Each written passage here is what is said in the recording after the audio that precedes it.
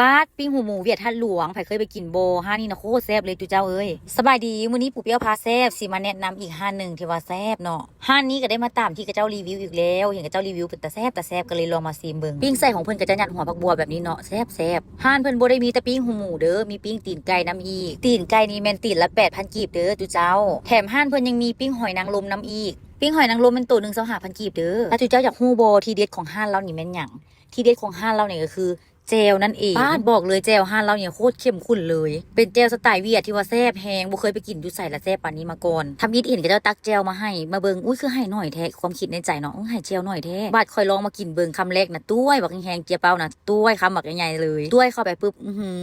บ่แม่นกับเจ้าให้หน่อยเด้อเจลกับเจ้าเข้มข้นทุกคนจ้ำน้อยๆนะก็แซ่บแล้วแต่ว่าใส่กับพันนะป้าดโคตรเข้ากันโคตรแซ่บเลยปิ้งตีนไก่นี่ก็แซ่บคือกันเด้อเพิ่นปิ้งมากรอบๆแบบนี้เลย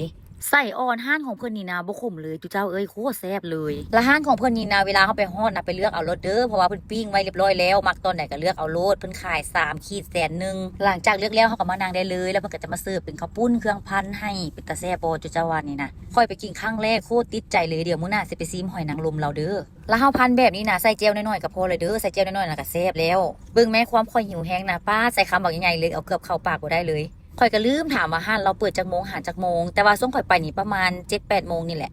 ช่วงข่อยไปนี่หอยนางรมนี่แม่นก็จะเอาเบิดแล้วข่อยเลยบ่ได้กินซ้ำห้านเรานี่นะคนไปกินหลายๆได้ห้านของเพิ่นถ้าเฮามาทางวงเวียนท่าหลวงขี่มาทางมินิบิ๊กซีไก่มินิบิ๊กซีมาไก่เติบห้านของเพิ่นจะอยู่ขวามือเลยเด้อนี่เด้อนะห้านของเพิ่นน่ะพันยังบ่ได้ไปลองเบิ่งเด้อ